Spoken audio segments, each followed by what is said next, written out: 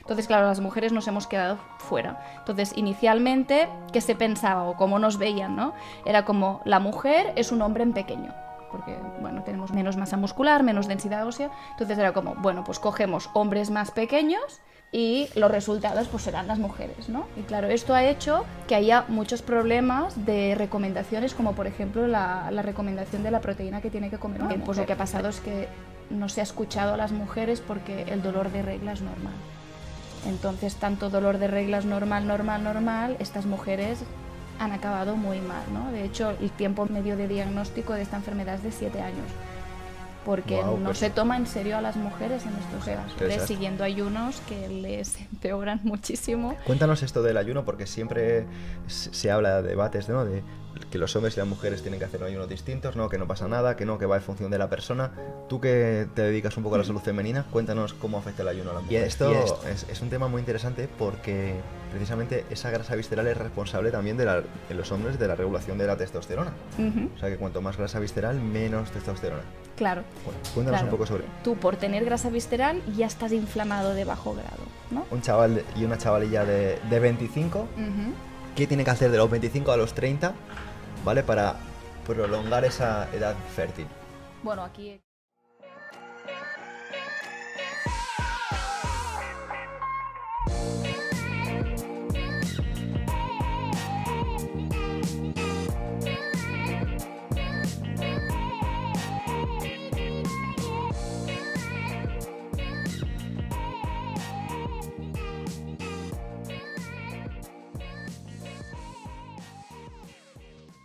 Tres, dos, uno. Muy buenas a todos, soy Pedro Ibar, esto es Emotion Me y hoy estoy con la doctora Natalia Subirats, que viene desde Cataluña, de Barcelona. Cerca de Barcelona. Sí. Cerca de Barcelona. Es experta en salud hormonal de la mujer. Nos va a hablar de temas muy controvertidos como las hormonas de los hombres en contraposición con las hormonas femeninas. Vamos a hablar también de endometriosis, que es un tema que me ha parecido muy interesante, y de fertilidad, que parece que cada vez van personas más jóvenes a la consulta. Exacto, así es. Bueno, un placer tenerte por aquí, bienvenida. Encantada, gracias por tenerme. Y gracias también a mi amiga Sara, que ha sido quien me ha recomendado que traigamos a Natalia, así que no me la podía perder. Oye, para empezar un poquito con algo así grandote, ¿qué diferencias hay en hombres y mujeres? Porque ahora no me quiero meter en temas políticos, ni de igualdad, ni de derechos, sino en temas fisiológicos. A nivel de hombres y mujeres, ¿qué podríamos destacar? Bueno, básicamente yo diría que la principal diferencia a nivel hormonal, sobre todo, es que los hombres tienen más testosterona y las mujeres tienen más estrógenos y progesterona, ¿no? Tienen los hombres también estrógenos y progesterona, pero en mucha menor cantidad, y en las mujeres también hay testosterona, pero también en menor cantidad. Digamos que si lo lleváramos a temas porcentuales, y obviamente va a depender muchísimo de cada individuo, ¿en qué porcentajes tienen los hombres testosterona, estrógenos, y en qué porcentajes tienen las mujeres estrógenos y testosterona? Diría que la mayoritaria, o sea, si hablamos de hombres, diríamos que tal vez un 70%, una cosa así, es testosterona. Lo que pasa es que es difícil poner porcentajes, básicamente porque también hay otras hormonas que no son testosterona, progesterona o estrógenos, ¿no? Entonces, como el cuerpo está como repleto de hormonas, ahora si miramos solo estas tres, diría que mayoritariamente testosterona y a lo mejor un 20% estrógenos, 10 hay progesterona, pero bueno, sí como un poco como que me lo saco un poco de la manga. Y las mujeres sería pues sobre todo estrógenos y progesterona. De hecho, estas dos hormonas tienen un equilibrio muy importante, tienen que estar como equilibradas. El estrógeno tiene su importancia en la fase folicular de la mujer, es decir, desde que tiene la regla hasta que ovula. Y luego sí que hay estrógenos aún, pero baja un poco y coge más importancia, digamos, la progesterona en la fase lútea, que es desde la ovulación hasta la regla.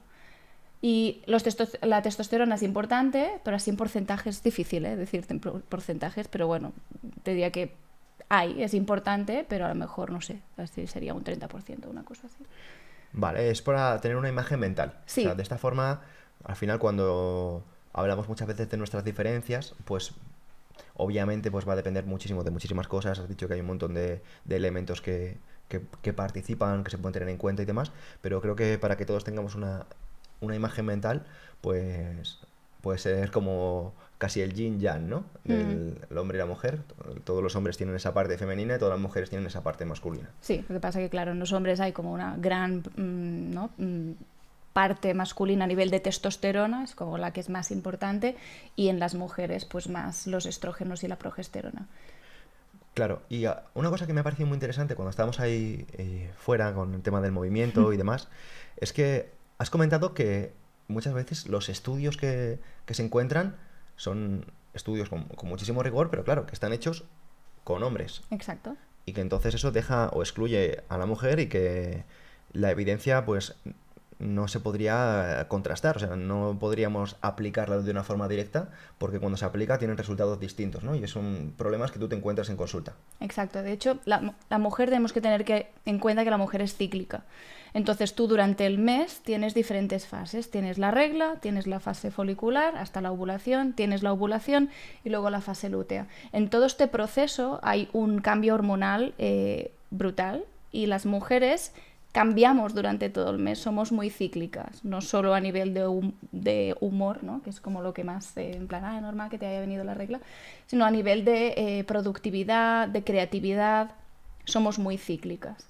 El hombre es más bien estable. Entonces, ¿qué pasa? Que cuando tú quieres hacer un estudio científico, cuando tú quieres escoger a alguien para hacer un estudio, a ti te va muy bien lo estable, porque vas a tener menos variables de cambio. Entonces, siempre se ha cogido al hombre como unidad de estudio por su falta de variabilidad a nivel hormonal, sobre todo. Entonces, claro, las mujeres nos hemos quedado fuera. Entonces, inicialmente, ¿qué se pensaba o cómo nos veían, ¿no? Era como la mujer es un hombre en pequeño, ¿no? Porque, bueno, tenemos menos masa muscular, menos densidad ósea. Entonces era como, bueno, pues cogemos hombres más pequeños y los resultados pues serán las mujeres, ¿no? Y claro, esto ha hecho que haya muchos problemas de recomendaciones, como por ejemplo la recomendación de la proteína que tiene que comer una mujer. Cogieron un estudio de unos señores mayores con poca masa muscular y más pequeñitos y dijeron, bueno, pues si estos señores necesitan pues 0,6 gramos de proteína por kilo, pues las mujeres que también son pequeñitas, pues lo mismo, ¿no? Cuando en realidad se ha visto que esto todo lo contrario, es que necesitamos 1,5 gramos por kilogramo. De hecho, las recomendaciones en España es 0,8 gramos por kilo. Yo no pienso que yo no sé quiénes son estos lumbreras, ¿no? Que hacen ese tipo de asociaciones, ¿no? Pero bueno. Sí, no, de hecho sí te voy a explicar una cosa, Sí, así cuéntanos, como un poco, cuéntanos. porque es súper curioso, ¿eh? Bueno, yo trabajo mucho con mujeres con endometriosis, ¿no? En 2011 se publicó un estudio donde comparaban en un grupo de 300 mujeres con endometriosis la atractividad de esas mujeres. Es decir, el estudio, la conclusión, lo que querían buscar era cómo era de atractiva una mujer, depende de de qué tipo de endometriosis tuviera. Es decir, cogieron un grupo de 300 mujeres, dijeron, vale, de estas 100 mujeres con endometriosis rectovaginal, 31 son atractivas o muy atractivas. El jurado, que es lo más fuerte, eran 4 personas, 3 mujeres y un hombre, que yo estas mujeres también es como...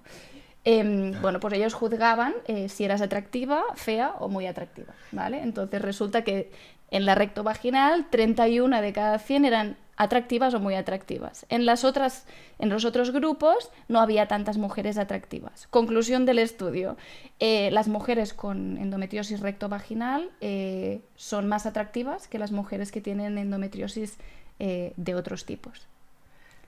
Bueno, a mí me vienen aquí muchas incógnitas. Claro, dices, ¿quién se ha gastado dinero y tiempo para hacer un estudio así? Porque dices, a lo mejor hay no sé, estás buscando alguna cosa interesante, pero me parece un poco Bueno, surrealista. La gente le debe de sobrar el tiempo y el dinero para hacer este tipo de No estudios. sé, yo me quedé como a cuadros. Por suerte, el 2012 lo retiraron y bueno, que les sabía muy mal haber herido las sensibilidades de las mujeres, pero bueno, así estamos. O sea, de este palo, ¿no? Vamos a...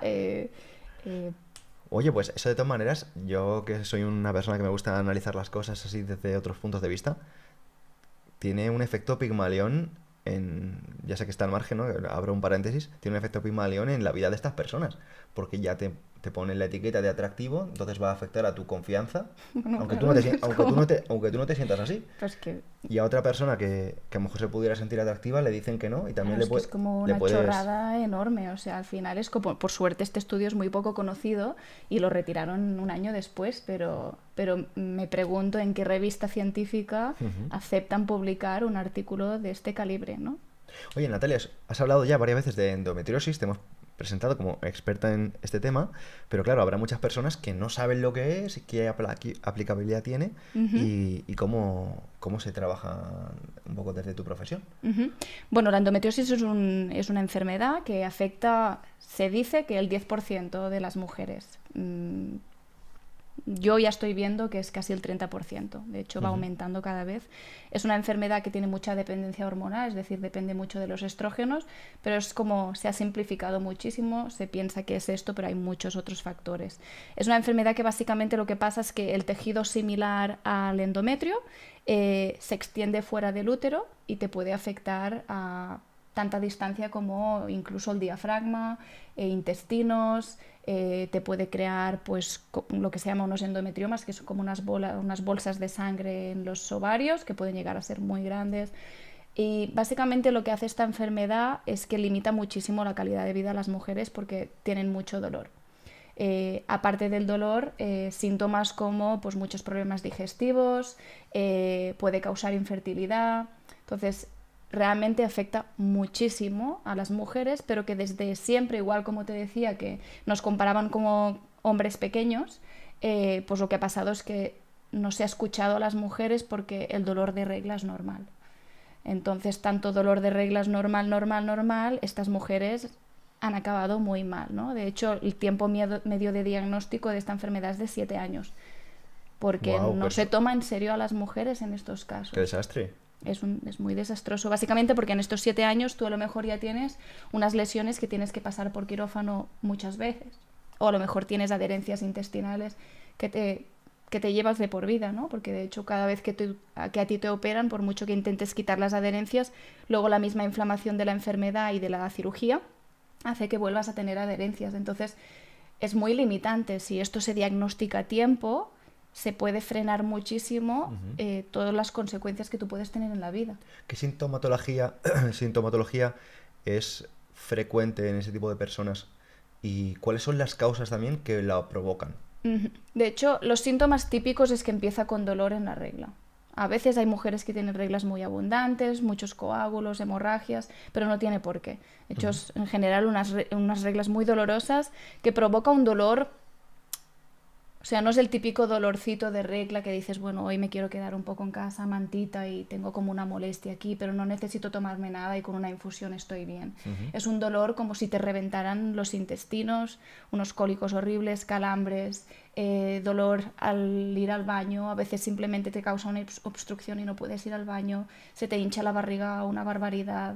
Esto es un poco a nivel agudo, pero el problema es que cuando se va inflamando y las lesiones van siendo más grandes, tú puedes llegar a tener dolor todo el mes. Ya no te depende de la regla o de la ovulación, sino que el dolor está constante cada día de tu vida.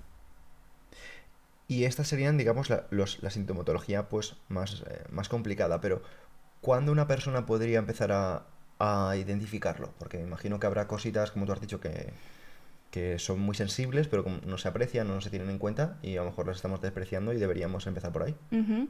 Sí, te diría que cuando es un dolor de regla insoportable, te desmayas, es un dolor que ni tomando un ibuprofeno mejora mucho, que te limita realmente de, tengo que mirar el calendario para poder aceptar este plan Ujú. de, ¿no? de ir a cenar, porque quiero ver si tengo la regla o no, porque cuando tengo la regla yo no soy capaz de hacer nada, esto no es normal. Cuando, por ejemplo, tienes la regla y tienes otros síntomas aparte del dolor, como por ejemplo pues, lo que se llama endobelly, que es que se te hincha un montón la barriga, como si estuvieras embarazada. Cuando a lo mejor tienes como dolor en el ano cuando vas al baño, o obstrucción, que no puedes ir al baño, tienes un estreñimiento horrible. Todas estas cosas no son normales. Dolores Ujú. lumbares constantes. Cuando ya pasa esto, la regla tiene que venir en el momento puede molestar un poquito, pero que no tengas ni que necesitar un antiinflamatorio, y se va y te recuperas. Cuando tú, incluso antes de la regla, ya empiezas a notar dolores, inflamación, te viene, te desmayas, tienes hemorragias, ni un ibuprofeno te calma el dolor, tienes cólicos horribles, acabas en urgencias 400 veces, y después de la regla incluso se te aguanta la inflamación una semana o dos, como que solo tienes una semana buena al mes, todas estas cosas no son normales y tienes que sospechar que puedas tener endometriosis. ¿Y esto es un componente genético o bien es más una cuestión de hábitos o de acciones que a lo mejor están perjudicando tu salud? El hecho es que no se sabe bien aún, porque yo siempre digo que al final cuando una enfermedad es multicausal, y de hecho en general pasa con todas las enfermedades, o al menos las autoinmunes, cuando hay muchos factores cuesta mucho encontrar todos los factores que están modificando, ¿no? Entonces a lo mejor tú, yo qué sé, no tienes hiperestrogenismo y tu problema es más bien que tienes una disbiosis intestinal y una inflamación muy importante, y esto te causa el hiperestrogenismo, pero no es en sí, ¿no? A lo mejor sí suelo ver en familias temas de cosas más relacionadas con el hiperestrogenismo, ¿no? En familia, pues madres o abuelas que tenían dolores de regla, que no estaban diagnosticadas, nunca las diagnosticaron, pero que seguramente eran endometriosis, cáncer de mama, cáncer de ovario, cositas así que dices, vale, yo ya veo que aquí genéticamente hay un tema de que cuesta detoxificar los estrógenos, pero tú puedes no tener esta línea materna o paterna de hiperestrogenismo y que tú lo desarrolles igualmente. De hecho, uno de los motivos son los tóxicos, y los tóxicos actúan como falsos estrógenos. Entonces, muchas veces ya no es lo que tú lleves a nivel genético o familiar, sino lo que tú vayas adquiriendo durante la vida, ¿no? La alimentación, disbiosis, tóxicos, sistema nervioso desregulado, ¿no? Un tema de estar siempre en alerta, una de las cosas que veo mucho en las mujeres, no solo en endometriosis, sino en autoinmunes en general, que de hecho el 80% de las enfermedades autoinmunes es en mujeres, es un tema de no poner límites. Son mujeres muy cuidadoras, les cuesta mucho poner límites y cuidarse y priorizarse a ellas. Entonces esto también estoy segura que impacta. Y temas estructurales como lo que hablábamos antes, ¿no? De la pelvis congelada, pelvis con hiperpresión ahí. Sí, problemas posturales, al final Exacto. no ser adaptables, ¿no? Y no darle esa movilidad. Que va, si le podemos hacer un apunte al oyente o al escuchante, la postura expresa muchas veces lo que tú acabas de decir, ¿no? Dices, una mujer cuidadora tal vez esté en una posición en la que no le esté dejando ese espacio a su pelvis para que tenga esa movilidad, por ejemplo, que tiene una persona mucho más neutra. Cuando una persona es capaz de pasar de una posición a otra,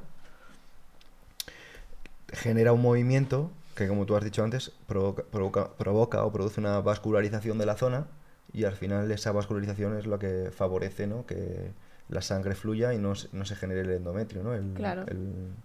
Sí, y no solo el tema de vascularización sanguínea, sino linfática, ¿no? Todo el tema de las fascias. Claro, en la endometriosis y en muchas otras cosas hay un tema de tóxicos muy importante, pero no solo tóxicos de fuera, sino tóxicos de dentro. Nosotros generamos tóxicos a nivel intestinal que se reabsorben vía linfática y vía sanguínea. ¿Puedes expresar así de forma sencillita cómo funciona el sistema linfático? ¿Y por qué es tan importante? Porque se habla mucho de sistema inmune, se habla mucho de sistema nervioso, pero creo que el sistema linfático cumple una función igual de importante. Súper importante. Y no se le tiene tan presente, no es tan famoso. Sí, nosotros tenemos pues las venas, ¿no? Donde hay la sangre no oxigenada, las arterias donde está la sangre oxigenada, y luego esta parte que es los vasos linfáticos que conectan con los ganglios, que es lo que no se habla tanto, ¿no? Por ahí hay un papel del sistema inmunitario muy importante. También se circula por ahí partículas lipídicas de grasas. También es un basurero. Es decir, muchos tóxicos van por la linfa para eliminarse y también para generar respuestas inmunológicas, ¿no? Entonces, siempre se ha hablado de que la linfa, los vasos linfáticos no tienen musculatura propia, por lo que si tú no te mueves, la linfa no se mueve. Ujú. Ahora parece que se va viendo que a lo mejor sí que tienen algo. Pero lo que está claro es que si tú eres una persona sedentaria, tu sistema linfático no se va a mover. Y si tú eres una persona con mala postura, con una, ¿no? Lo que decíamos, Sí. la presión aquí, con unas fascias que están tensas, el sistema linfático también le va a costar más hacer de basurero o llevar pues, el sistema inmunitario a término correctamente. Y ahora quiero volver a un tema que sea más mainstream, porque sé que Ujú. la endometriosis es más nicho Ujú. y al final quiero que las personas ya pueden pues buscarte o preguntarte de una forma más directa, pero para que lleguemos a temas que son más mainstream, me gustaría preguntarte una vez más por las hormonas masculinas en diferenciación por las hormonas femeninas. ¿Qué características tienen unas? Porque yo creo que todos las estudiamos en algún momento en, Naturales. sí, naturales y digamos, en el instituto y demás, Sí. pero me gustaría que lo hablaras porque también creo que a nivel comportamental son determinantes, ¿no? En las conductas de hombres y mujeres. Ujú. Claro, aquí a nivel de conductas te podría decir pues la diferencia que hay entre el cerebro del hombre y de la mujer, Ah, ¿no? sí, qué Que interesante. parece que parece que el hombre tiene un cerebro más grande, pero con la mujer, aunque sea pequeño, hay más conexiones entre los hemisferios derecho e izquierdo. Ah, Entonces el sí. multitasking parece porque ¿Tú crees que hay más conectamos. conexiones entre los... Parece que o han sí. cogido a mujeres con más conexiones que los hombres? No, yo diría que sí. Yo diría que sí. Porque creo que esto, a mí, el tema de las conexiones entre hemisferios, y bueno, hacemos aquí un pequeño paréntesis, me encantó cuando lo descubrí gracias al doctor María Alonso Puig, ¿no? Que lo hablaba en uno de sus libros, y a partir de ahí pues empecé a investigar, ¿no? Y sí que tenemos un hemisferio izquierdo, que es un hemisferio más del concepto, los idiomas, las matemáticas, el orden, y un hemisferio derecho que sería más la creatividad, la Ujú. imaginación, ¿no? Las posibilidades, que siempre obviamente se asocian mucho más a la mujer, ¿no? Sin embargo, yo creo que la interrelación no va tanto en el sexo, va más en el individuo. Porque veo a mujeres muy dentro del concepto, el número, la matemática muy cuadriculadas. Veo hombres también de este ámbito, pero veo a hombres también muy creativos y demás que no lo hilan. Y sí que me he encontrado a mujeres que lo hilan, pero también me he encontrado a hombres que lo hilan por igual, ¿no? Creo que es una cuestión más cerebral y no tan genética, pero claro, obviamente no tengo los números que tienes tú ni... Bueno, al final es esto, se habla, pero al final todas esas cosas son muy también de generalización, ¿no? Ujú. Evidentemente que hay hombres súper creativos, artistas, con una parte femenina como muy importante, ¿no? A nivel de empatía, Ujú. y en cambio hay mujeres mucho más masculinas de producir, de llegar a ciertos objetivos, ¿no? Ujú. De hacer. Esto yo creo que también hay una Cuestión de contexto. contextos, sí, es muy social también, Es que, ¿no? de hecho, yo esto siempre lo hablo con muchas amigas, ellas al final se han convertido en tiburones, pero porque se han metido en un mundo donde o eres eso o no puedes competir. Mm. O sea, al final ellas no es que quisieran convertirse en tiburones, empresarias, estar de reunión en reunión, llamada en llamada, haciendo que si ventas y demás, cuando a lo mejor lo que les molaría es estar pintando un cuadro o bailando. Ujú. Pero digamos que Como que se ven presionadas se ven presionadas porque a ir es que a... no me da, o sea, si yo sigo el estándar normal, no me da para bailar o cantar. Mm. Entonces, o me pongo a producir o a crear o a facturar, ¿no? Como dice Shakira, o luego no me da para... O, Las o mujeres luego no ya no me... lloran, ahora facturan, ¿no? Claro. Sí, hay un tema social, está claro. Pero sí que es verdad que en general unas habilidades que tienen los hombres no son las habilidades que tienen las mujeres. Las podemos trabajar o los podéis trabajar, pero sí que es verdad que a nivel basal, pues yo creo que sí que hay diferencias estructurales. Pero Ujú. bueno, que a nivel de lo que íbamos de las hormonas, básicamente la diferencia que te decía, ¿no? Que es básicamente que la testosterona es la mayoritaria en los hombres, se produce en el testículo, en las células de Leydig, y en las mujeres están los estrógenos, la progesterona, que se fabrican principalmente en el ovario. ¿Qué Ahora, características tienen, por ejemplo, la testosterona? Para ir así bueno, la hablando. testosterona básicamente les da como ciertos superpoderes a los hombres, como por ejemplo más capacidad de generar masa muscular, Ujú. más densidad ósea y más sensibilidad a la insulina. que básicamente eso quiere decir que cuando yo como un carbohidrato y se digiere y se forman moléculas de glucosa y la célula tiene que absorber esta glucosa para que no quede circulando en sangre, el páncreas fabrica insulina. Entonces, si tú eres sensible a la insulina, quiere decir que cuando el cuerpo come carbohidratos y fabricas glucosa, el páncreas fabrica insulina, enseguida las células reconocen esta insulina y aceptan la glucosa. Pero cuando tú tienes una resistencia a la insulina, quiere decir que por mucho que tú comas glucosa, carbohidratos, y por mucha insulina que haga tu páncreas, las células no la reconocen y la glucosa se queda circulando en sangre, ¿no? Es lo típico que tienen los diabéticos, tienen una resistencia a la insulina. ¿Y podrías hablarnos, si te apetece, de cómo nos afecta la resistencia a la insulina a nivel de salud? Porque, claro, habrá personas que no sean diabéticas, pero que sí que sean resistentes a la insulina. Y que expliques que, también que no es solo una cuestión genética, sino que hay cuestiones de hábitos Bueno, clarísimo, sí, que sí. son súper importantes que debemos tener en cuenta para evitarlo. De hecho, si tú miras la diabetes, por ejemplo, tú tienes la diabetes tipo 1, que es una enfermedad autoinmune que pues, empieza en edades jóvenes, antes de los 20 años, y es una destrucción de las células que producen insulina, por lo que al final ya no es hábitos, es genético o lo que sea, ¿no? O sea, cualquier factor, la cuestión es que se han destruido estas células. Pero cuando es una diabetes tipo 2, es una resistencia a la insulina poco a poco, que se ha ido consiguiendo por malos hábitos, mal comer, exceso de carbohidratos o de grasas saturadas de las malas, de las trans, ¿no?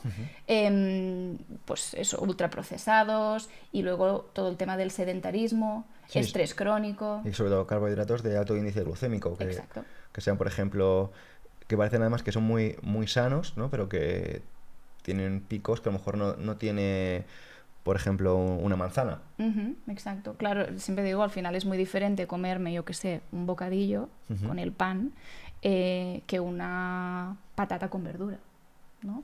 Y también depende mucho de cómo lo combines y qué orden tengas. Por ejemplo, si tú quieres que te suba poco el azúcar cuando tú comes, pues lo ideal es comer primero la verdura, luego la proteína y las grasas saludables y al final del todo el carbohidrato. Y así vas a tener un pico posterior de la ingesta de la comida que va a bajar un 40% el pico de azúcar posterior, ¿no? Si comes en este orden. Pero de hecho aquí es como muy típico comerte pues de primero el plato de macarrones con carne, ¿no? Y luego pues más carne detrás, pero no solemos seguir el orden. Ahora, si te miras la dieta mediterránea, sí que lo es más, porque siempre hay la ensaladita de primero y estas cositas afectan. Es un tema muy interesante y me gustaría que lo desarrollaras un poquito más con ejemplos de cómo podríamos llevar una alimentación, por ejemplo, de un día para una persona que quisiera mejorar esa flexibilidad metabólica, porque al final es una cuestión también que podemos nosotros crear y luego va a tener un impacto en algo que para ti es muy importante, que divulgas muy bien, que es la grasa visceral. Exacto. Que hables un poco de estas cosas. Aquí tendríamos que tener en cuenta que los carbohidratos, sobre todo en mujeres, los carbohidratos son importantes, pero también es importante priorizar proteína y grasa saludable, sobre todo proteína.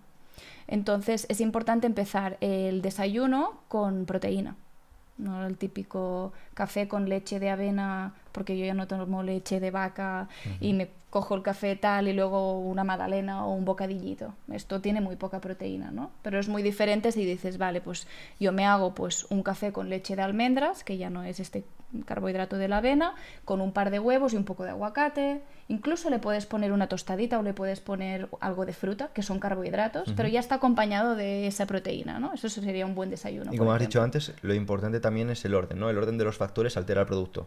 Exacto. En el desayuno, como a mucha gente le cuesta mucho poner verdura en el desayuno, pues entonces sería, como ya hay la proteína y la grasa saludable, sería hacer esto antes y luego al final la fruta o la tostadita. Y fíjate, ¿no? Al final, a nivel cultural, lo que es normal es la tostadita, la mantequilla o la mermelada. Y luego, quien se lo hace mucho más fit, se toma un bol de chía. De hecho, yo tomo un bol de chía con... Bueno, la chía está súper bien, la cuestión es con qué te lo haces. Sí, bueno, pues con frutitas. Pero bueno, yo sí que es cierto que eso es una parte que hago por obligarme a tomar así algo con más fibra y demás. y porque no me gusta tampoco romper el ayuno con algo fuerte, pero sí que dice esto, bueno, yo de hecho porque me lo preparan y demás y demás, pero si no yo ni desayunaría. No desayunarías. Pero Pero en hombres es diferente que en mujeres. el hombre es diferente de que en mujeres, fíjate, es que esto es una cosa que que se habla muchas veces de recomendaciones cuando vemos en redes sociales, ¿no? Ves estas recomendaciones de reels de 20 segundos. Lo mejor que puedes hacer para desayunar es esto, ¿no? Hmm. Y Sí, tú te tienes que o llevar se las manos habla, a la claro, cabeza, o ¿no? se habla muchísimo del ayuno, ¿no? Y hay muchas mujeres siguiendo ayunos que les empeoran muchísimo. Cuéntanos esto del ayuno, porque siempre se habla de debates, ¿no? De que los hombres y las mujeres tienen que hacer ayunos distintos, ¿no? Que no pasa nada, que no, que va en función de la persona. Tú que te dedicas un poco a la Hmm. salud femenina, cuéntanos cómo afecta el ayuno a las mujeres. A ver, a mí en mujeres me gusta diferenciar los ayunos, es decir, a mí poner una dieta de unos días de caldos, licuados de verduras o frutas para tratar todo lo que es problemas digestivos, me parece bien, pero no es un ayuno total, porque tú estás dando nutrientes a la persona. Ahora tú te sientes mucho mejor a nivel digestivo. La otra cosa es el ayuno de no tomes nada, ¿no? Y te dicen, bueno, el café sí, solo, pero ni caldos, ni suplementos, ni nada, porque todo te puede romper el ayuno. Cuando una mujer entra en ayuno, sobre todo si va siendo más prolongado, el problema es que tenemos como un déficit de energía. Esto te va a hacer probablemente que dejes de entrenar esos días de ayuno, que es probablemente lo que te va a beneficiar más porque, por esa falta de energía, pero resulta que el cerebro de la mujer es muy sensible a la densidad nutricional de la dieta. Es decir, el hipotálamo, que es ¿no? una parte que Una vez tenemos aquí el- en el cerebro que regula todo el eje hormonal del cuerpo, es muy sensible a cuánta nutrición, o sea, cuánto nutriente entra en tu cuerpo.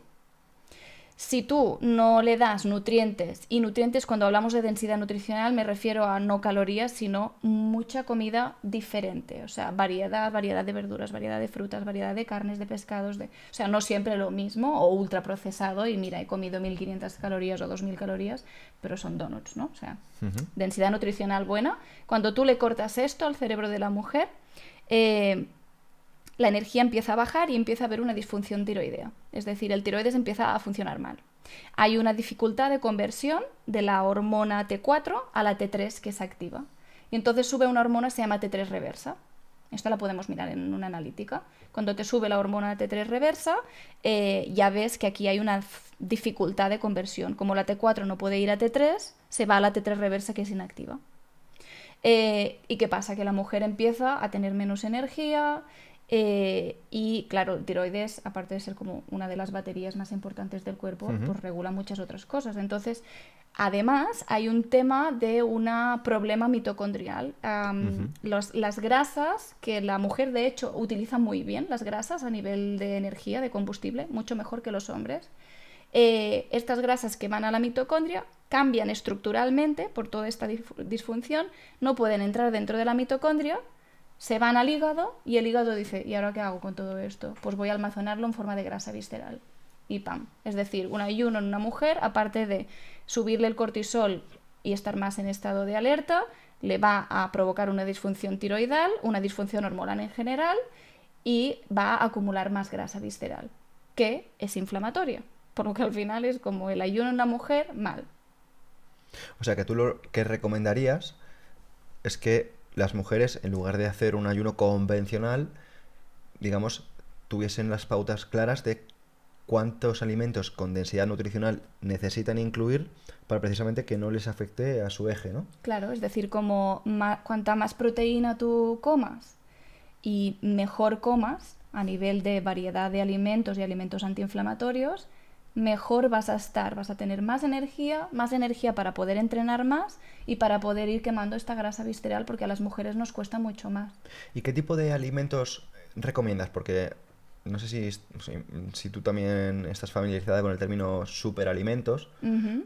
que serían, por ejemplo, imagínate el coco, el aguacate, el Espirulina. cacao, espirulina, Ujú. ¿no? Un poco la miel, la jalea real, que deberían estar como, digamos, de básicos en lo que es la alimentación de una mujer o algo así. ¿Cuál Claro. consideras? Porque no es lo mismo una proteína que provenga de, Ya, imagínate, sí. de la leche a una proteína que provenga de el huevo, el alimento, ¿no? Claro, o sea, la leche ya es otro temazo, porque el Ujú, problema que hay es que con las pasteurizaciones que hacemos para que sanitariamente sean seguros, nos cargamos enzimas muy importantes de la leche y al final nos acaban inflamando más que otra cosa. ujú. Si hubiera leche cruda sería otro tema. Entonces yo en general les digo, les recomiendo que dejen los lácteos de vaca sobre todo y el gluten. Claro, dejando el gluten les digo, vale, pero me refiero a no compres pan Bimbo sin gluten del supermercado porque al final es igual de malo que comer casi pues pan Bimbo con gluten, ¿no? Pero estos son como alimentos inflamatorios por excelencia, ¿no? El azúcar, el alcohol. El alcohol es muy inflamatorio. Hay un tema, yo de hecho soy de un pueblo que hay muchas cavas y hacemos muchos estudios para demostrar que el alcohol es muy bueno, pero no lo es. Entonces es como que cuesta mucho que la gente acepte que el alcohol es inflamatorio. Otra Sí, cosa es que tú te tomes una copita el fin de semana con los amigos, no pasa nada, todos tenemos nuestros vicios y al final acaba compensando a nivel emocionalmente, pero es inflamatorio y sí. no va bien. Sí, Entonces se suele recomendar es quitarlo interesante lo que también. acabas de decir, ¿no? Ese balance emocional, de entender que una dosis de algo que te hace sentir bien a nivel social, que te hace pertenecer a un grupo, si ese grupo obviamente tiene coherencia, ¿no? Y es un grupo pues con cabeza, puede generar un punto positivo aunque el alimento en sí sea negativo. Es bueno para el alma y lo que es bueno para el alma es bueno para la salud también, ¿no? Yo soy muy amante del 80-20, siempre les digo, de lunes a viernes pórtate súper bien y el sábado y el domingo pásatelo bien pero no te pases. Muy Este bien. es mi lema. Principio de Pareto, está Esto se fantástico. entiende muy bien. Se entiende muy bien. Sí. ¿Qué alimentos consideras tú básicos para tener dentro de esta Un buen proteína? aporte de verduras, la fibra es muy importante, creo que comemos muy poca fibra. ¿Qué tipo de verduras recomiendas? Así que tú tengas en la nevera, por ejemplo. Por ejemplo, para el tema estrógenos y no depurarlos más, detoxificarlos más, el brócoli es una gran Ujú. opción, todo lo que son los crucíferas, pero ¿cuál es el problema? Que muchas mujeres, como tienen problemas digestivos, estas les sientan muy mal. Pero esto, por ejemplo, germinados de brócoli, genial para detoxificar estrógenos, pero básicamente es que me interesan todas. Si yo me digo, come arco iris, o sea, yo les digo, tú ve a la parte de verduras y lo que menos sepas que es, que no lo has utilizado nunca, cómpratelo. Empieza, ¿no? Como a variar, porque es muy típico, la gente te dice, sí, yo como verduras, pero la única verdura que come es puré de calabacín y judía verde con patata. Es como muy típico, ¿no? Pero al Sí, final comemos, esta me gusta, básico. comemos muy poca variedad de verdura y tendríamos que comer mucha más verdura, incluso incluir la verdura en el desayuno. Lo que pasa que nos parece un poco como too much. Sí, y además creo que también es una cosa cultural, ¿no? Que no la asociamos a comida o a cena y meterlo en el desayuno, aunque sea igual de importante, pues no. Claro, eso sí, lo que me contabas de los superalimentos es como si tú tienes un plato de verdura, hazlo guay. Por ejemplo, te puedes hacer un pesto, ¿no? Con piñones y albahaca, que esto te va pues, a añadir un montón de antioxidantes, puedes ponerle un poquito de frutos rojos deshidratados, puedes ponerle un poco de levadura nutricional de cerveza, o sea, es como añade cositas para que el plato sea mucho más variado y mucho más rico y denso nutricionalmente.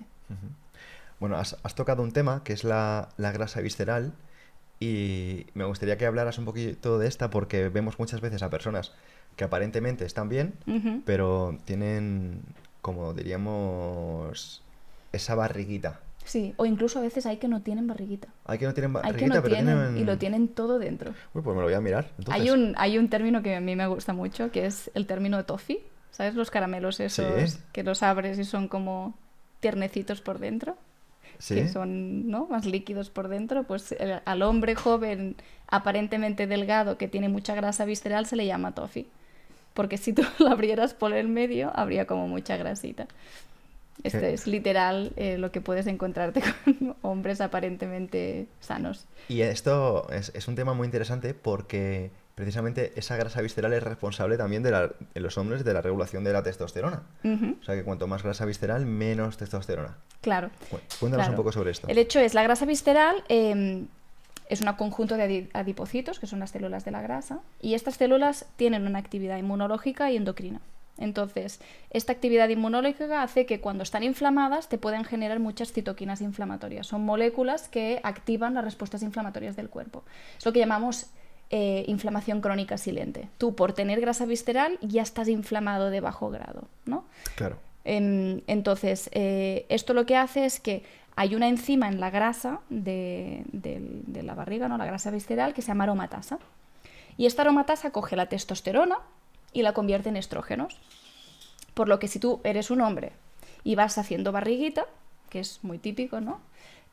Pues la testosterona que tú tienes se va convirtiendo en estrógenos, te va aumentando el riesgo cardiovascular y vas disminuyendo testosterona con la edad. Y a las mujeres, digamos que les aumenta aún más los estrógenos, y claro, si por ejemplo, ¿no? Con la endometriosis decíamos un tema de hiperestrogenismo. Si tú tienes grasa visceral, la testosterona que tú estés haciendo con la aromatasa va a crear aún más estrógenos. O sea que básicamente estamos diciendo que las personas se pongan a hacer ejercicio, pero como una necesidad básica. Sí, pero ¿qué tipo de ejercicio? ¿Qué tipo de ejercicio?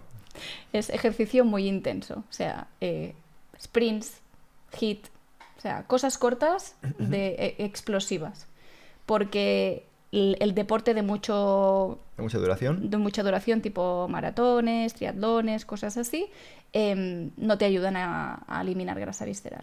Bueno, pero aquí quiero hacer un paréntesis porque no me estoy imaginando a un tipo que tenga un problema ahora mismo a nivel de barriguita, que diga, uy, lo que acabo de escuchar, voy a ponerme a hacer maratones y No, no lo triatlones. creo. Soy sedentario, pero voy a hacer una maratón a ver si se me va esta barriguita, ¿no? Creo Sí, que, no, no creo. Yo creo que si empiezan por HIIT, claro, seguramente. o si empiezan directamente por levantarse del sofá e ir a... Estaría bien. Porque no les veo, Sí. este tipo de personas no les veo haciendo No, una no lo maratón, ¿no? creo. No, lo digo sobre todo por el tema de la inflamación, porque, por Ujú. ejemplo, durante el COVID había gente que decía, ostras, qué raro, este corredor de maratón que está súper fit ha acabado en la UCI, ¿no? Y la gente se ponía las manos en la cabeza, era como, ¿cómo puede ser que esta persona que corre 42 kilómetros en nada esté ingresado tan grave?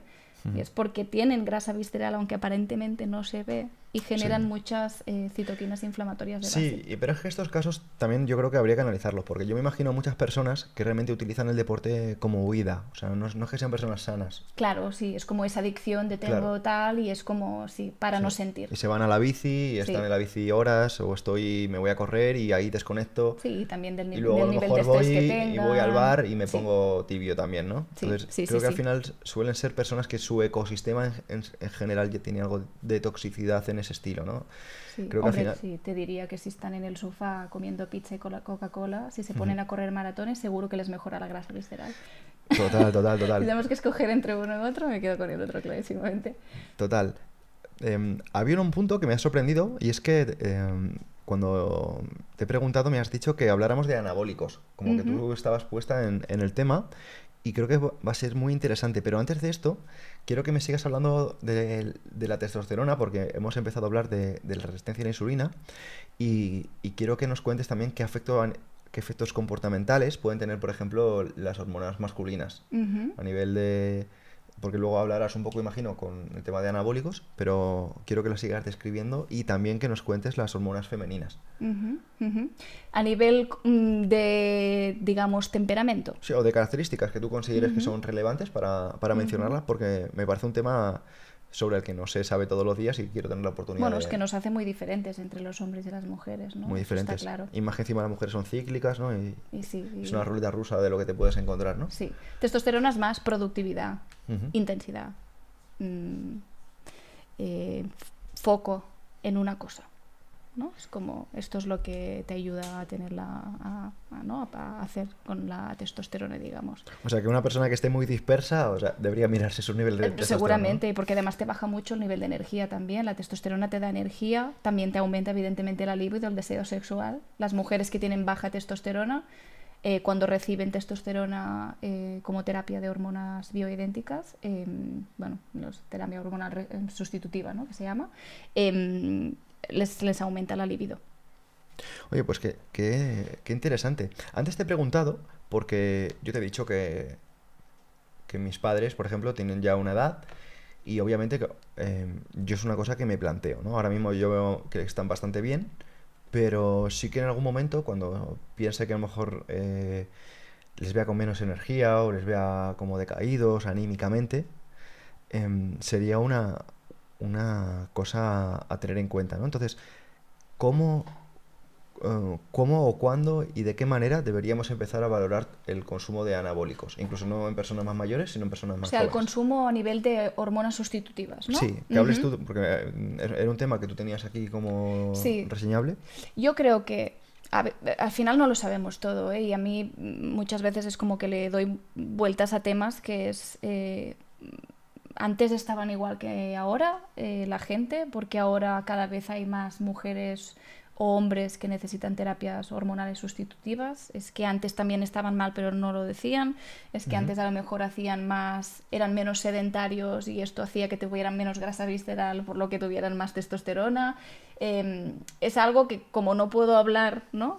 O agrupar la gente que ya ha ido muriendo, pues no lo sé, pero realmente es verdad que hay como una epidemia de mujeres, sobre todo, que necesitan terapia hormonal sustitutiva cuando ya empiezan con la menopausia.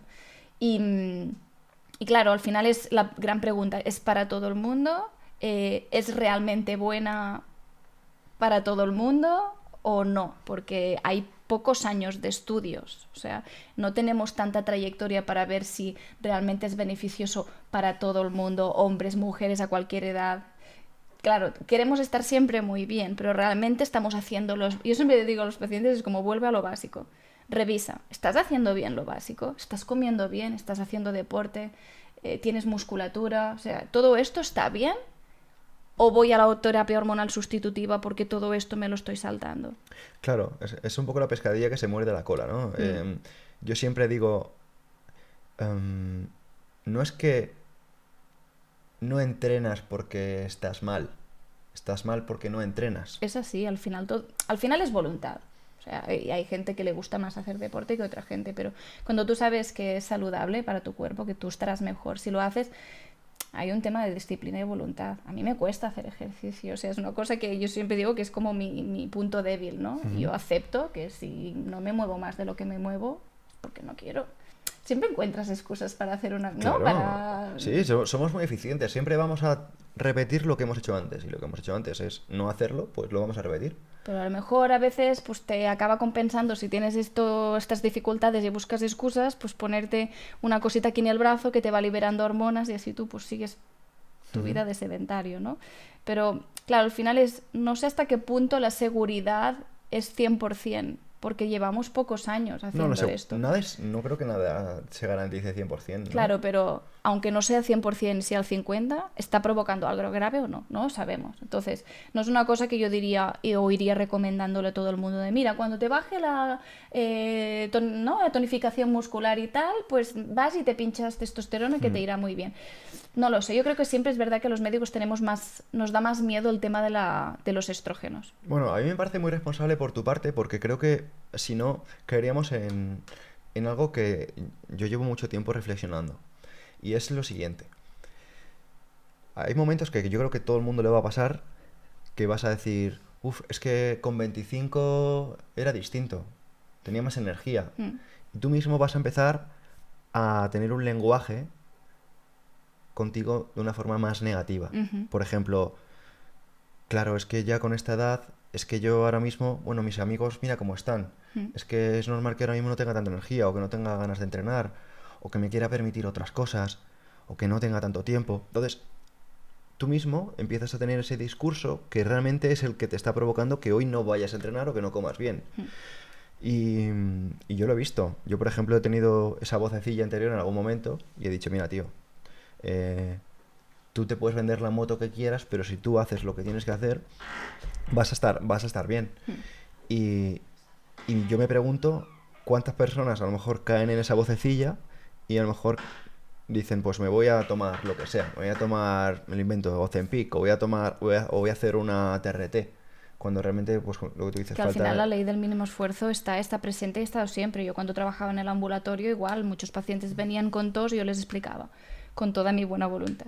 La tos es un mecanismo para eliminar las cosas que tienes en el pulmón, esas bacterias, esos virus, qué tal, cuando sé... Y cuando acababa yo toda mi explicación con mi buena voluntad, me decía, bueno, pero quiero una pastilla. Y esto me pasaba en un porcentaje muy elevado.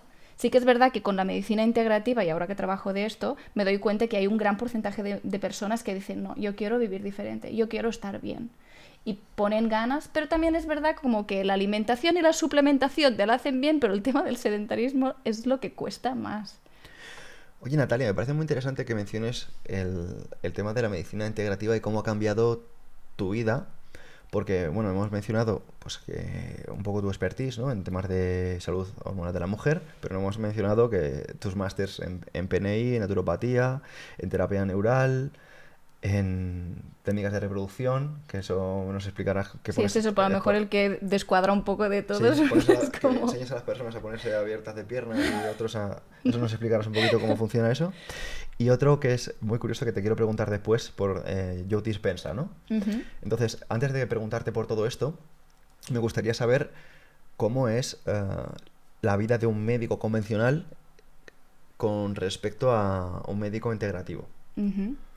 A ver, y ahora de hecho hay como mucha revolución ahora por tema de guardias, ¿no? O sea, cuando tú haces medicina convencional, Ujú, muchas veces estás obligado a hacer muchas guardias.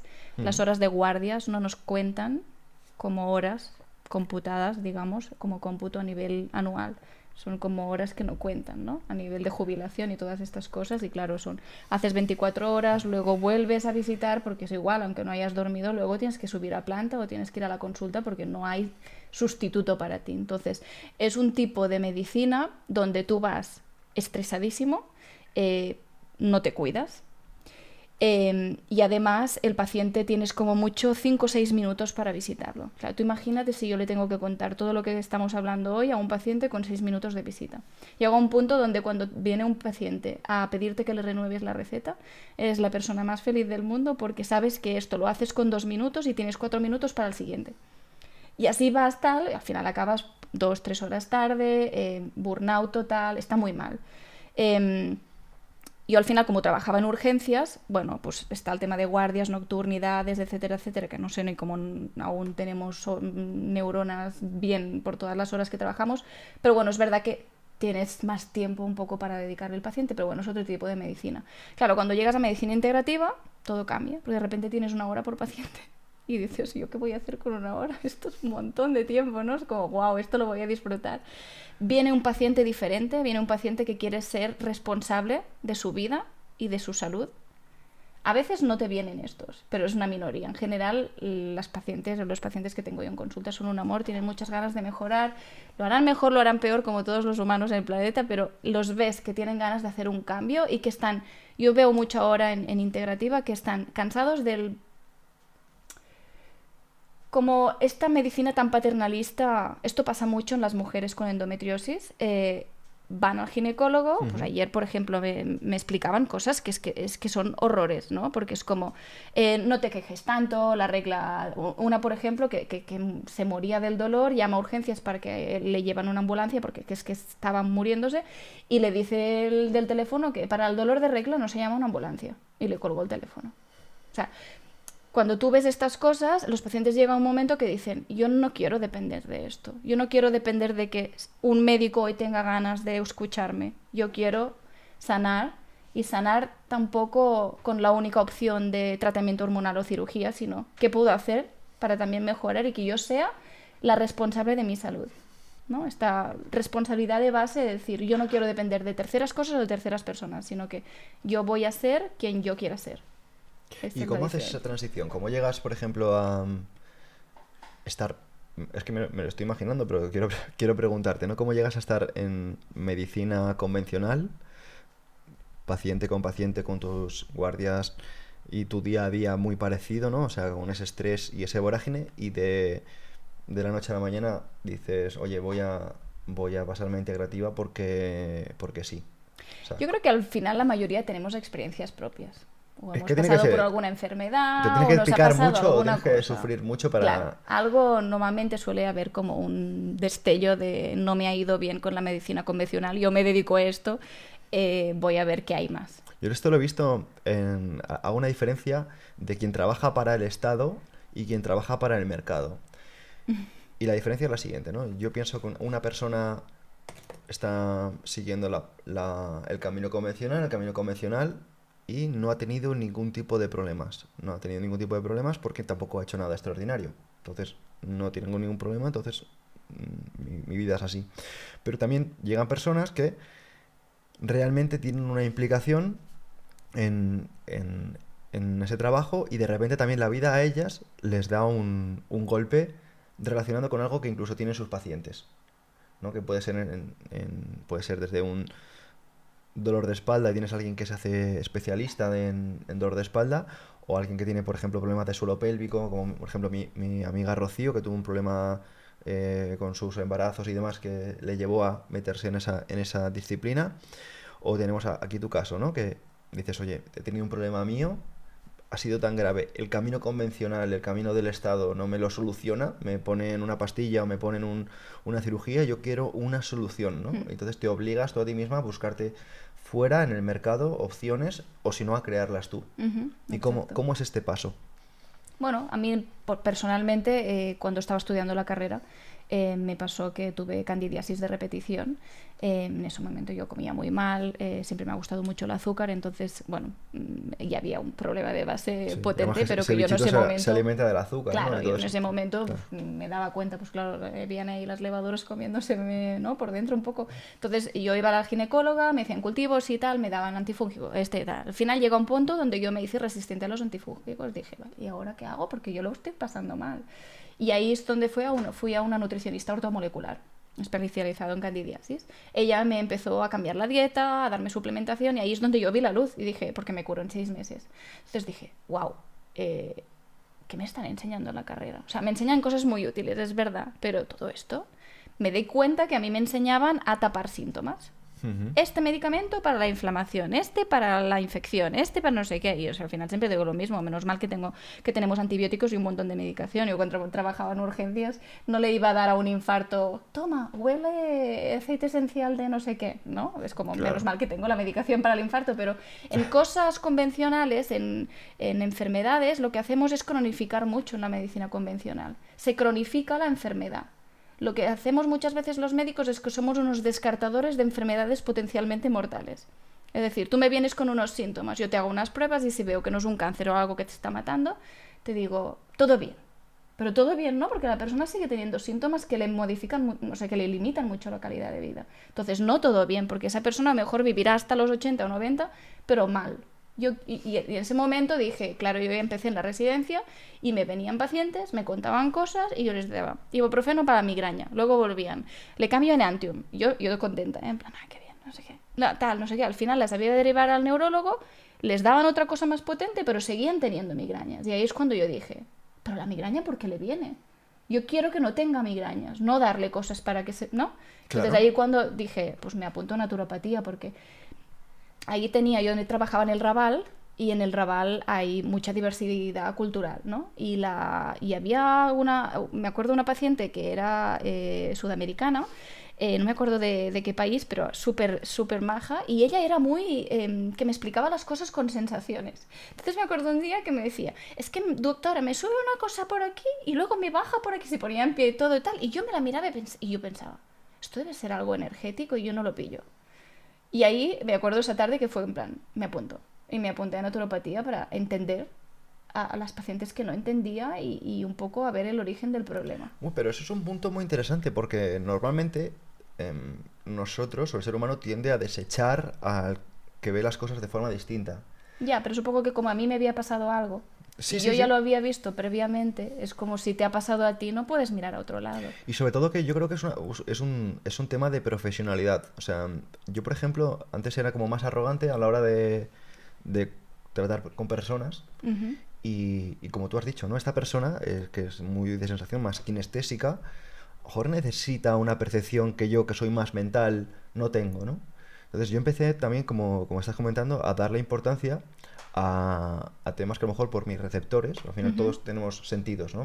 Pero yo soy una persona a lo mejor más visual o auditiva, pero voy a llegar a personas más visuales y auditivas. Hay personas que son más de tocar, más kinestésicas, o son más de los olores.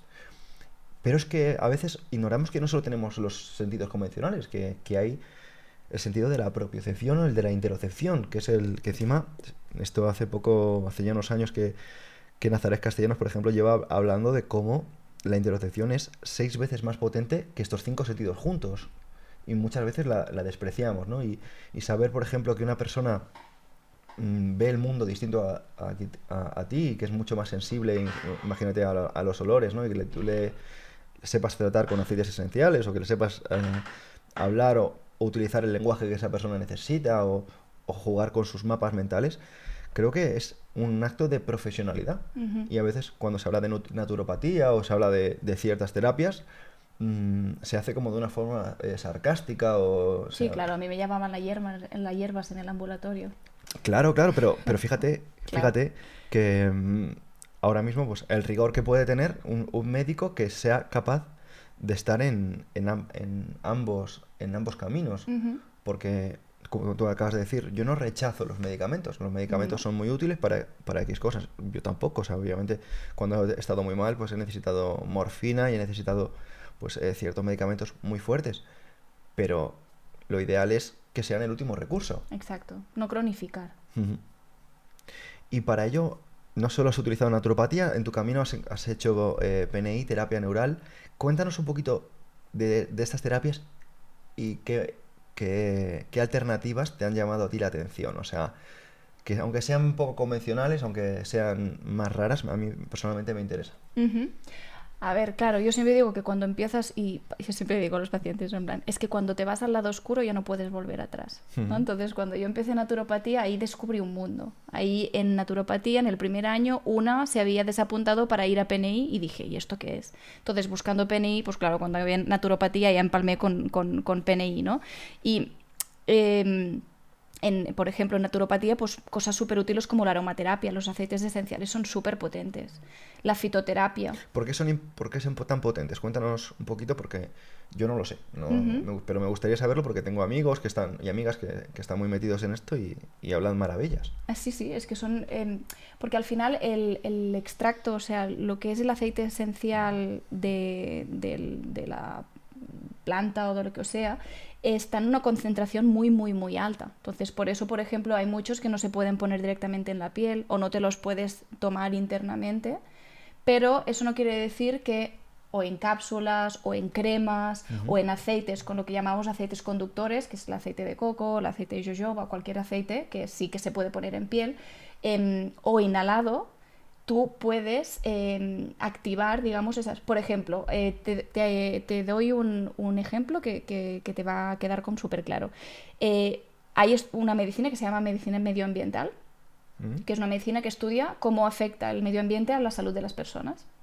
Y hay un estudio súper interesante que vieron que si pasas 72 horas en un bosque de pinos, los aceites esenciales que esos pinos dejan ir en su corteza, ¿no? De hecho lo hueles, ¿no? Cuando vas al bosque tú hueles ese olor. Ujú. Ese olor es el aceite esencial del árbol.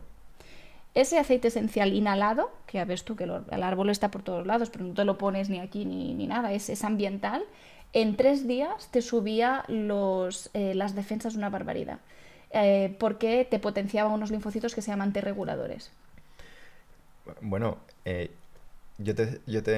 también te puedo compartir un estudio de Leo Prumbom, que es el fundador de la PNI, que es fascinante, que cogía a personas que tenían diagnosticadas ansiedad y depresión, Ujú. se los llevaba un fin de semana al campo Baño de bosque se llama. y el lunes estaban como nuevos. Ajá. Como nuevos. O sea, Ujú. no estamos diciendo que no, con una terapia especial, no, sin hacer nada. Solo Ujú. alejándoles de la ciudad y estando en un entorno pues muy natural, ¿no? Sí. Y es que son cosas que dices, ya lo está demostrando la ciencia, dices, qué bueno que estén atacando. Mira, ¿sabes lo que decía Voltaire? Voltaire decía que el trabajo del médico muchas veces es entretener al paciente hasta que la naturaleza hace su trabajo. Pues mira, estoy bastante de acuerdo. Y yo lo pienso, digo, si es que muchas veces el médico no te cura, te curas tú. Mm. De hecho es lo que dicen eso que de un médico cura dos no sé qué y tres mata. Me lo creo, me lo creo. De hecho, el libro de David Epstein, Amplitud, dice que el peor sitio donde puedes tener un infarto es en una convención de cardiólogos. Porque cada uno te va a contar una cosa distinta Sí, y... eso pasa mucho también. Vas con el mismo problema a diferentes especialistas y todos te dicen algo diferente. Total, te Sí. vuelves loco. Y, oye, en tema que me parece muy interesante, que no lo hemos tocado, es el tema de la reproducción. O Ujú, sea, te dedicas al tema de la fertilidad también, ujú. porque hay muchas parejas jóvenes o muchas mujeres jóvenes que no pueden Sí. tener hijos. Mm. ¿Cómo va esto? Y cada vez más jóvenes, de hecho es bastante abrumador porque a ¿Cómo que veces cada vez no... más jóvenes? ¿Qué edad? 30 años. ¿Con 30 años no pueden Sí, tener hijos? me han venido bastantes chicas con 30 años que ya llevan 1 o 2 años intentándolo. Es verdad que no se ve tanto porque ahora es verdad que cada vez tardamos más, ¿no? Porque para tener hijos quieres tener una base, ¿no? Y como, bueno, no entraremos en este tema, pero que si no En podemos otra tener ocasión. para otro podcast, pero es verdad que la tardanza en ponerte también es un factor que tal, Ujú. la calidad y la cantidad de esperma en los hombres está bajando a una velocidad Sí, alarmante. y de testosterona, ¿eh? O sea, creo que decían que la generación X tiene como un 30% menos que la de hace 100 años. Es que el problema es a la velocidad que está bajando. En plan, que decían que en 75 años pues ya no habrá esperma. Es como, ¿y qué Wow, hacemos? Pues vamos a congelarla ahora porque si no... wow. Bueno, pues Claro. vamos a tratar de hacer más ejercicio y que la aromatasa Exacto, no esté tan presente, ¿no? exacto. ¿Y cómo tratamos este tipo de cosas en hombres y en mujeres? Por ejemplo, cuando alguien Ujú, quiere empezar a plantearse esto, ya no vamos a poner ya en casos que las personas estén jodidas, ahí lo vamos a dejar en tus manos, pero vamos a ver un chaval y una chavalilla de 25, ujú. qué tiene que hacer de los 25 a los 30, ¿vale? Para prolongar esa edad fértil. Bueno, aquí es el tema densidad nutricional, movimiento, evitar grasa visceral, Ujú. manejar el estrés crónico, vigilar con las wifis, móviles bien lejos de los ovarios y de los testículos, la calidad del agua que bebemos, todo el tema de los minerales y ¿no? el equilibrio hidroelectrolítico también de todo el tema Ah, del también. agua que bebemos. Ujú. Claro, son muchas cosas. Pero tendría que ser un estilo de vida. Vaya tela. Hay muchísimas cosas. Y una que me ha gustado un montón es la gestión del estrés, ¿no? Y entonces aquí entra muy de la mano algo que tú tienes, que hiciste un máster con Joe Dispensa, Ujú. y me gustaría que hablaras de ello, ¿no? La importancia que tiene, pues, nuestra forma de pensar y nuestra forma de visualizar de cara a la salud, porque esto es una cosa que puede sonar aún más abstracta y esotérica que la naturopatía, Sí. pero nada más lejos. De hecho, no solo yo dispensa, a mí me encanta Bruce Lipton Ujú. y el tema de las creencias, o sea, al final solo tenemos que coger de una forma muy sencilla cualquier estudio de efecto placebo Ujú. o efecto nocebo para que veamos cómo, o incluso cualquier persona que se imagine ahora mismo que está mordiendo un limón y sencillamente solo con imaginar que estás mordiendo un limón, yo ahora mismo ya estoy Ya salivando está más. salivando, exacto. Eso es, ¿no? Entonces, cómo nuestra imaginación, cómo nuestras creencias son determinantes para la salud. Pues porque depende de la creencia que tú tengas, tú harás unas cosas, te comportarás de una forma y tendrás ciertas emociones ligado a todas estas creencias que tú tengas, ¿no? Si yo pienso que soy un inútil, ya no intentaré hacer nada, constantemente pensaré que soy un inútil y las emociones que tendré serán negativas, vibraré en una energía muy negativa. Efecto Pigmalión. Ujú. Entonces, todo esto hará que clarísimamente yo vaya a ser un inútil, ¿no?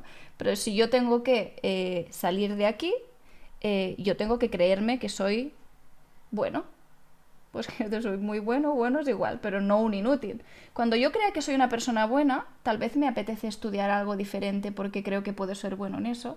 Eso va a hacer que a lo mejor mis emociones, bueno, seguro que mis emociones van a cambiar, ya no me voy a sentir un fracaso, voy a estar contento, a lo mejor agradecido, voy a querer más y mejor. Y a lo mejor me sale un trabajo nuevo que me llena mucho más que el otro. Y esto va a hacer que yo viva menos estresado, menos en el sistema nervioso simpático, que es el de vivir en alerta de que tengo un tigre aquí que se me va Ujú. a comer. Y si yo no cambio mi creencia de que soy inútil, nunca voy ni a estudiar eso, ni a cambiar el trabajo, ni a vibrar en positivo. Siempre va a ser todo lo contrario. Hasta que yo no cambie mi creencia, no cambiará nada más. Oye, Natalia, aquí te voy a hacer una pregunta muy controvertida. ¿Es conveniente tener una mentalidad de narcisismo para mejorar nuestra salud? Hombre, un poquito iría bien si no te vas cargando a los demás por el camino.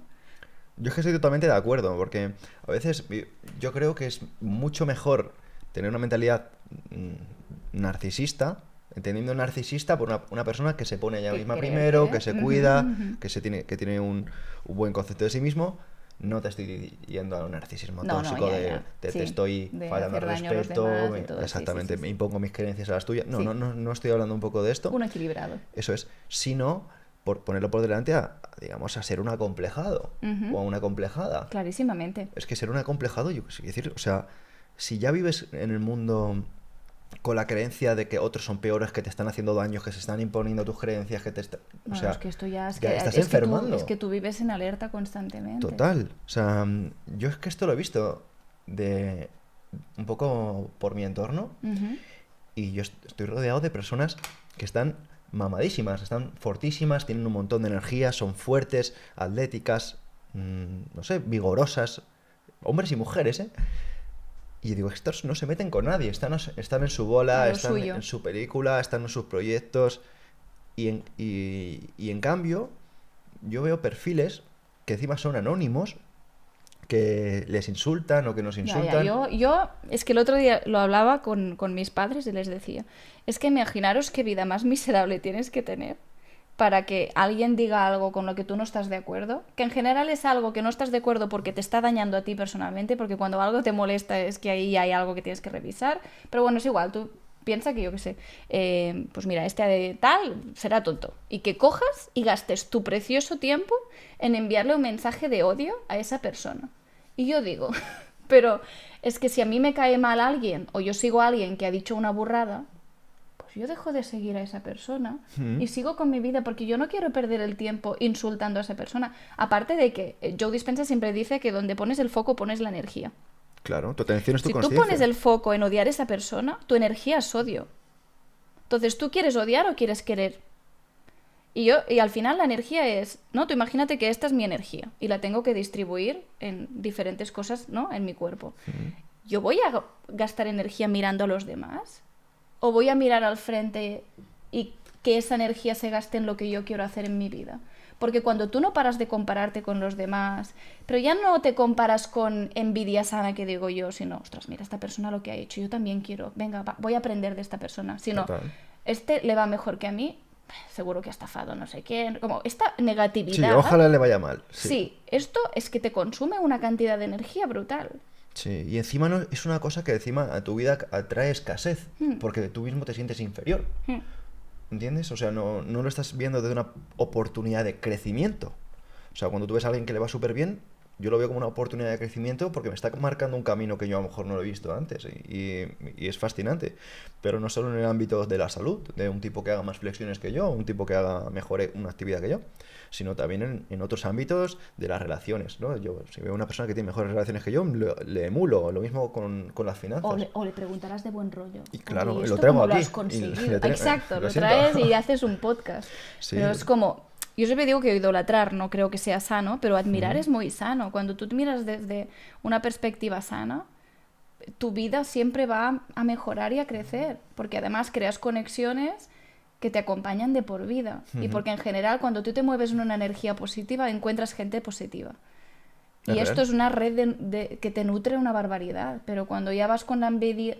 Yo soy muy de mirarme la vida con gratitud, con amor. Evidentemente todos somos humanos, todos tenemos días que no nos sentimos bien, días que todo no se nos hace una montaña Ujú. y eso está bien también aceptarlo y Incluso momentos, sentirlo. incluso no días, sino momentos del día. Exacto, hay momentos del día. Ujú. Momentos del día y hay que saber, pues, observarlos, visualizarlos y decir, ¿cuánto voy a expandir este momento? Ujú. Y yo siempre pregunto, esto lo aprendí de un mentor de Tony Robbins, ahora mismo no recuerdo el nombre, fíjate, se me ha ido, pero el tipo es que a veces hacemos las preguntas equivocadas Ujú. y le decimos a una persona, porque esto es más de PNL, en lugar de preguntarle, oye, ¿tú qué haces cuando estás bien? Le preguntamos, ¿y por qué estás mal? ¿no? Entonces le volvemos a llevar la atención a porque está mal, le llevamos las Sí. cosas a lo negativo y es... Pero tú cuando estás bien, ¿qué haces? ¿Cómo te sientes? ¿Y qué sueles hacer? ¿Qué harías para ponerte bien? Ujú. ¿Sabes? Le decimos, ¿y cómo estás? Ay, qué putada, que no sé qué. Y dices, tío, Sí, es o sea, revolcándose en la miseria. Esto pasa mucho, por ejemplo, en el tema de la endometriosis. Hay mucha negatividad. De hecho, por parte de muchos profesionales es como, bueno, esto es para toda la vida. bueno, los médicos son unos desastres. Anticonceptivos para toda la Por vida. favor. Pero dentro de las pacientes también se ha pasado esta negatividad. No me extraña. Y yo veo, pues al principio entré en algún grupo así de chicas que tenían, ¿no? Pues esta misma enfermedad, porque yo la tengo, y dije, válgame Dios, me voy corriendo, porque es que estabas ahí 2 minutos y te entraba con una depresión que decías, es que yo esto no quiero que sea mi vida, entonces, ¿sabes qué? Me voy y voy yo a visualizar cuál quiero que sea mi vida. Y esto es algo que en mi trabajo y en mis grupos de soporte es como algo que intento que esté muy... Evidentemente no quiere decir que no podamos estar triste o darnos soporte entre nosotras cuando tenemos un mal día, pero es muy importante visualizar la parte donde quiero llegar, de todo este que me ha pasado, que no me ha gustado, qué es lo que sí me llevo ¿no? positivo. A lo mejor ahora pongo límites mucho mejor que antes y esto me va a acompañar toda la vida, ¿no? Entonces es muy importante esta parte, intentar visualizar la parte optimista o positiva o lo que yo quiero llegar a hacer que sea bueno y no quedarte siempre en la parte negativa. Es que si te quedas ahí encallado, de ahí no sales. Y te enfermas. Y enfermas. Sobre todo porque al final esto antes era como muy esotérico, pero ahora hay ciencia detrás. O sea, los niveles bajos de energía son enfermedad. Una persona que tenga un nivel bajo de energía, que le ves que está decaído, es un síntoma. Eso ya es un síntoma. Es un síntoma, no o es sea, normal. Antes no, es que normalizamos que no tener energía puede ser algo que pasa. No, no, no. O sea, es una causa, es un síntoma y debes ver qué lo ha generado. Y así podrás poder, pero si tú te dejas que esa energía se apodere de ti, obviamente vas a empezar a hacer menos, y lo que hemos dicho antes. O sea, no es que no hagas deporte porque estés mal, es que estás mal porque no haces deporte. Y una cosa muy interesante que me gustaría compartir son las rutas metabólicas que tiene el desde dónde lo hacemos. Porque cambian. O sea, nosotros a nivel metabólico, si salimos buscando hacer 10.000 pasos, activamos ciertas rutas metabólicas más asociadas a un tipo de dopamina. Porque buscamos a nivel mental hacer 10.000 pasos. Sí. Pero si sencillamente nos damos un paseo porque nos apetece dar un paseo, es la misma actividad, podemos hacer más o incluso menos, y actuamos con una ruta metabólica más asociada a la serotonina. Sí. Y es la misma actividad, pero eres tú el que ha cambiado. Nos hace feliz. Es como que no te lo tomas como una obligación, sino como algo que, venga, voy a dedicarle tiempo, ¿no? Y algo que me gusta y sí, mirarlo desde la parte más de... Es un momento para mí. Sí, por eso el estado mental y la forma y digamos la perspectiva desde la cual vemos el mundo es lo que determina quiénes somos y la vida que llevamos. Y esto debería ser parte, para mí, en mi opinión, de la medicina y del diagnóstico, perdón, no del diagnóstico, sino de un poco cuando un médico le da una serie de... ¿De pronóstico o sí, no? Del tratamiento. Del tratamiento. Del protocolo. Del protocolo, Sí. eso es, del protocolo a seguir. Una persona que nos esté escuchando esto, Natalia, ahora mismo, ¿qué protocolo a nivel de pensamientos le podrías indicar para que empezase a mejorar su salud? Yo, como he dicho antes, me focalizo siempre en todo lo negativo tiene una parte positiva. Busca cuál es, porque está. Entonces, una de las cosas que les recomiendo mucho es que por la noche, cuando se acaba el día, digan 3 cosas de las que están agradecidos. Y puede ser tan fácil como, yo qué sé, pues hoy la bolsa de basura no pesaba tanto. Yo qué sé, es igual. Siempre se pueden encontrar cosas positivas. Es un poco para entrenar esta parte de encontrar lo positivo. Porque hay gente que te dice, es que no me ha pasado nada positivo hoy. Y dices, no, piensa, yo te ayudo. Mira, hoy ha pasado un pajarito por aquí súper mono. De repente empiezan como a abrir y a entrenar esta parte de ver lo positivo en la vida. Porque son gente que son muy negativa. O sea, claro, que no solo ven lo negativo. Entonces necesitan entrenar, así como el deporte, la parte de ver las cosas positivas. Es que es cognición. O sea, al final, si tú no ves el mundo de una forma positiva, lamento decírtelo, eres más tonto. O sea, a nivel cognitivo no eres capaz de encontrar recursos que están presentes. Porque si una persona te dice, no, no me ha pasado nada positivo. Digo, no, no, sencillamente es que tú no has visto que te ha pasado cosas positivas, porque no eres tan inteligente. Y en el momento que asumes esa responsabilidad, que yo sé que pesa, que duele, pues empiezas a cambiar, Ujú, pero debes asumirlo. ujú. Porque la realidad positiva está ahí. Lo que pasa es que hay Está. personas que no la ven. A veces es más fuerte, a veces es más debilucho, Ujú. pero siempre hay un poco. Y luego también cómo empiezas el día, porque hay mucha gente que medita, pero medita por la noche, que va muy bien para relajarse, pero cuando tú quieres empezar un día bien, lo ideal es meditar por la mañana, porque cuando tú acabas esa meditación, tú te acabas con una sensación de, a mí me pasa mucho como de amor brutal y de agradecimiento a mi vida.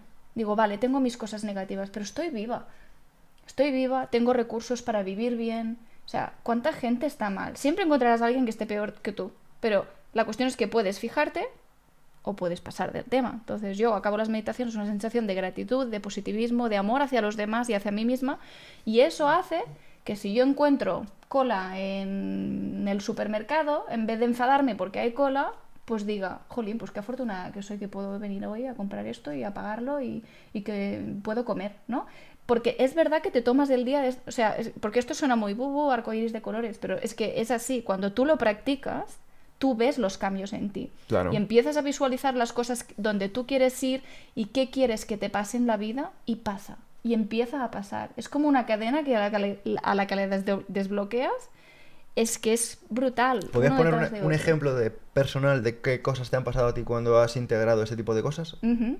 ¿De mentalidad? Pues mira, desde cosas muy prácticas a drama, no llega al colchón, voy a dormir en el suelo, y yo visualizar, va a llegar, alguien me va a ayudar y que llame a la empresa, consiga el teléfono porque uno de seguridad me lo quiere dar, resulta que me da el personal de una de la empresa y el de la empresa me ayuda para que llegue el colchón ese día y no tenga que dormir en el suelo. O sea, de cosas tan prácticas así, que estoy segurísima que es porque cuando tú le envías energía al universo positiva, recibes personas que también tienen esa energía que te quieren ayudar, a cosas más personales o profesionales de, pues yo quiero que este proyecto llegue bien, o que llegue más gente, o que los pacientes vayan bien, o que...